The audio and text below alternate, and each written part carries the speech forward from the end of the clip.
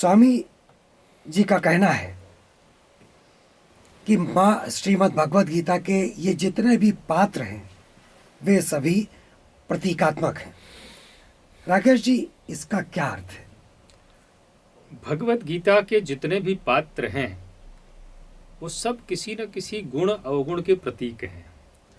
और केवल भगवत गीता ही नहीं, सामान्य समाज में भी आप यदि देखेंगे तो मैं भी किसी गुण का प्रतीक हूँ, आप भी किसी गुण के प्रतीक हैं। यानी जब कोई व्यक्ति कहता है संजीव शुक्ला, तो उसके दिमाग में आ जाता है कि भाई संजीव शुक्ला जी एक राइटर हैं, संजीव शुक्ला जी एक्टर हैं, संजीव शुक्ला जी की भाषा कैसी है। तो सारी चीज़ें बेसिकली, नाम जो होता है ना, कोई व्यक्ति विशेष वो गुणों का प्रतीक है। इसी तरह से मेरा जब आप नाम लेते हैं तो व्यक्ति के दिमाग में एक आ जाता है कि भाई कौन व्यक्ति है, अधिवक्ता हैं, अच्छी बात करते हैं, भगवत गीता पढ़ते हैं। तो एक प्रतीक, हर व्यक्ति किसी न किसी चीज़ का प्रतीक है। तो इसी तरह से भगवत गीता के जो पात्र हैं वे सबके सब प्रतीकात्मक हैं, गुण अथवा अवगुण के, अच्छाई अथवा बुराई के, दैवी संपद अथवा आसुरी संपद के। तो महाराज जी इसको बड़ा स्पष्ट करते हैं। अब भगवत गीता का पहला श्लोक आप देख लीजिए। जी जी। जो पहले श्लोक की आपने बात की राकेश जी, तो पहला श्लोक ही धृतराष्ट्र से प्रारंभ होता है। तो अब आप मुझे बताने की कृपा करें कि इसमें धृतराष्ट्र किस बात का प्रतीक है? बड़ा अच्छा प्रश्न है। पहला श्लोक भगवत गीता का धृतराष्ट्र बोलता है कि धर्म क्षेत्रे कुरुक्षेत्रे समवेता युयुत्सवः मामकाः पांडवश्चैव किम कुर्वत संजय। तो धृतराष्ट्र जो है वो भगवत गीता में अज्ञान का प्रतीक है। मन के अंतराल में अज्ञान रहता है, अज्ञान का प्रतीक है भगवत गीता में धृतराष्ट्र।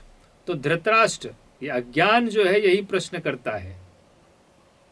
तो भगवत गीता में धृतराष्ट्र जो है वो अज्ञान का प्रतीक है। अज्ञान से आच्छादित मन, मन के अंतराल में रहने वाला अज्ञान, ये धृतराष्ट्र उस अज्ञान का प्रतीक है। बहुत सुंदर। इस महाग्रंथ का जो पहला श्लोक अभी आपने पढ़ा, उसमें एक और चरित्र जिसका नाम उजागर हुआ वो है संजय। तो अब आप इस क्रम में मुझे ये बताएं कि संजय किस बात का प्रतीक है? बड़ा सुंदर प्रश्न है। अज्ञान का प्रतीक धृतराष्ट्र है और भगवत गीता में संजय जो है वो संयम का प्रतीक है। अब आप यहाँ पर देखिए कि धृतराष्ट्र कहता है कि धर्म क्षेत्रे कुरुक्षेत्रे समवेता युयुत्सवः मामकाः पांडवश्चैव किम कुर्वत संजय। तो मन के अंतराल में अज्ञान रहता है, परंतु यह मन जो है संयम के माध्यम से सही क्या है, गलत क्या है, धर्म क्या है, अधर्म क्या है, इसको समझने और जानने का प्रयास करता है। तो संयम जो है, संजय संयम का प्रतीक है। जिस दिन आप जरा सा भी संयम का अभ्यास करने लगते हैं, थोड़ा सा भी संयम आपका सधता है, तो आपका मन फिर यह प्रश्न करता है कि धर्म क्या है, अधर्म क्या है, और आसुरी संपद और दैवी संपद के बीच में जो युद्ध शुरू होने वाला है, इसमें कौन क्या कर रहा है, आसुरी संपद क्या कर रही है और दैवी संपद क्या कर रही है। अब ये फिर भगवत गीता की शुरुआत हो जाती है। तो जो प्रथम आपने बात बताई वो अज्ञानता का प्रतीक हो गए हमारे महाराज धृतराष्ट्र जी, और संयम का प्रतीक हुए संजय। इस महाग्रंथ का जो दूसरा श्लोक है उसका जब मैंने अध्ययन किया तो उसमें दुर्योधन का नाम उजागर हुआ। तो अब आप ये बताएं हमारे सुधीजनों को कि दुर्योधन किस बात का प्रतीक है?